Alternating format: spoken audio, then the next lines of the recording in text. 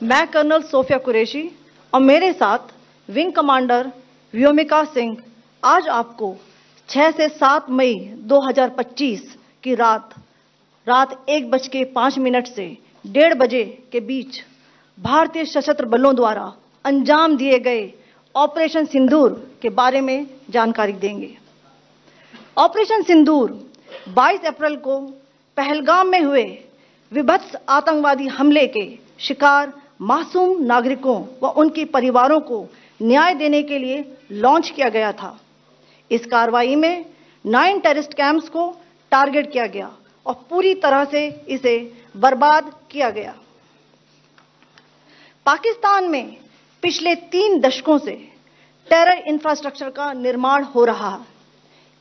इसमें recruitment, indoctrination centres, training areas व launch pad शामिल थे, जो पाकिस्तान और पाक अधिकृत जम्मू कश्मीर POJK दोनों में फैले हैं।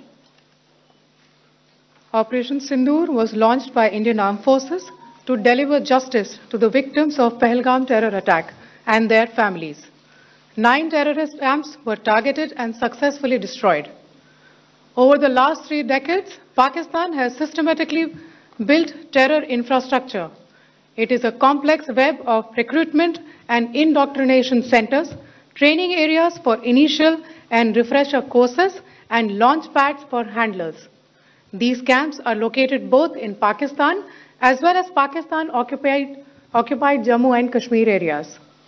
Some of the well-known training camps are located, as you can see on the screen. They are distributed from Savai Nala in the north, counting to approximately 21, ending at Bhagalpur to the south. इन लक्ष्यों का चयन विश्वसनीय intelligence सूचनाओं के आधार पर हुआ ताकि आतंक गतिविधियों की रीढ़ तोड़ी जा सके, और यह खास ध्यान दिया गया कि निर्दोष नागरिकों और सिविलियन इंस्टॉलेशन को नुकसान न पहुंचे। The selection of these targets for Operation Sindoor was based on credible intelligence inputs and role of these facilities in perpetrating the terror activities. The locations were so selected to avoid damage to civilian infrastructures and loss of any civilian lives. This was done with due diligence, and the camps selected for targeting and their engagement will now be shown to you one by one. POJK के target मैं आपको बताना चाहूंगी। सबसे पहले सवाई नाला camp Muzaffarabad, जो कि POJK के लाइन ऑफ कंट्रोल से 30 किलोमीटर दूर है। यह एक लश्कर तौयबा का ट्रेनिंग सेंटर था। 20 अक्टूबर 2024 सोनमर्ग, 24 अक्टूबर 24 गुलमर्ग, 22 अप्रैल 2025 पहलगाम, इन हमलों के आतंकियों ने यहीं से प्रशिक्षण लिया था। सैयदना बिलाल कैंप मुजफ्फराबाद, यह एक जैश ए मोहम्मद का स्टेजिंग एरिया है। यह हथियार, विस्फोटक और जंगल सर्वाइवल ट्रेनिंग का केंद्र भी था। गुलपुर कैंप कोटली, यह LOC से 30 किलोमीटर दूर था।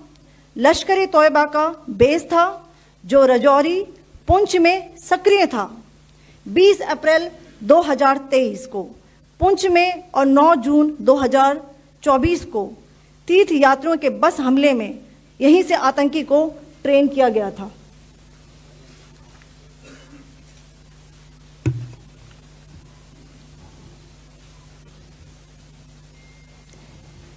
बरनाला कैंप भिंबर, यह LOC से 9 किलोमीटर दूर है।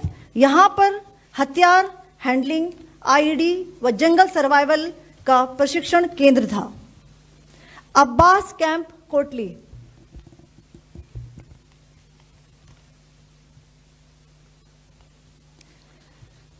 यह LOC से 13 किलोमीटर दूर है। लश्कर तौयबा का फिदाइन यहां तैयार होता था।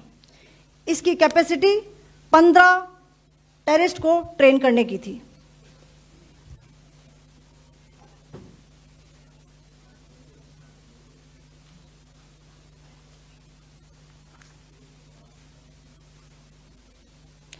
अब मैं पाकिस्तान के अंदर के टारगेट से अवगत कराना चाहूंगी। पहला, सर्जिकल कैंप सियालकोट। यह अंतर्राष्ट्रीय सीमा से 6 किलोमीटर की दूरी पर है, सांबा कठुआ के सामने।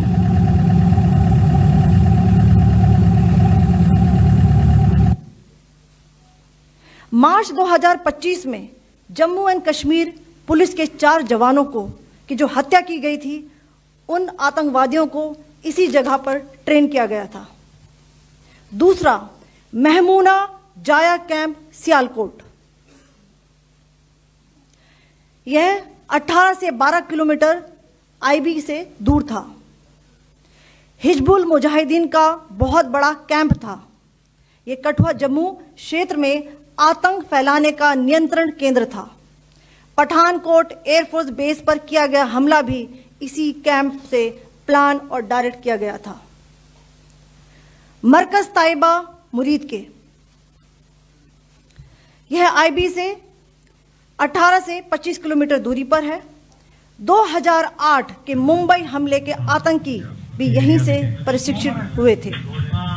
अजमल कसब व डेविड हेडली भी यहां ट्रेन हुए थे।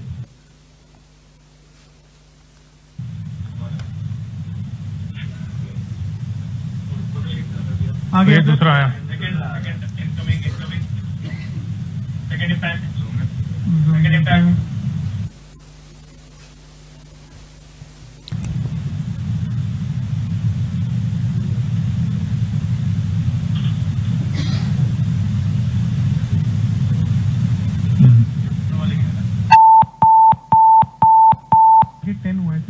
टारगेट 10 हुआ, एंक्लोजर सेम ही है।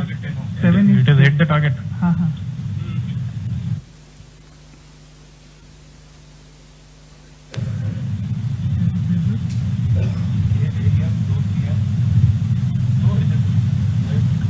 तीसरा आ गया सर, इम्पैक्ट।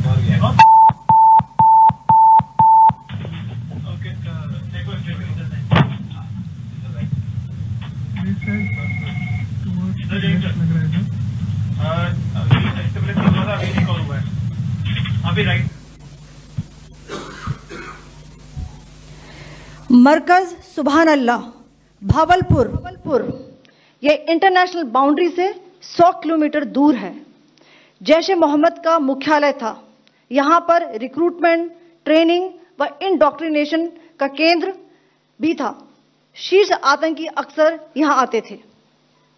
मैं आप सबको बताना चाहती हूं कि किसी भी सैन्य ठिकाने का निशाना नहीं बनाया गया और अभी तक किसी तरह की नागरिक क्षति की रिपोर्ट नहीं है।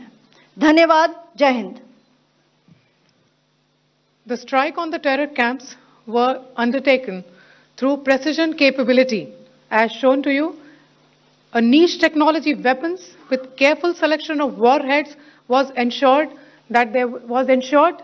so that there will be no collateral damage.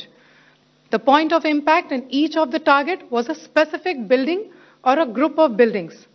All the targets were neutralized with clinical efficiency, and the results reiterate the professionalism of the Indian Armed Forces in the planning and execution of their operations.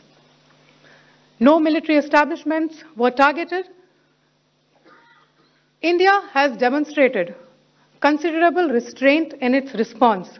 However,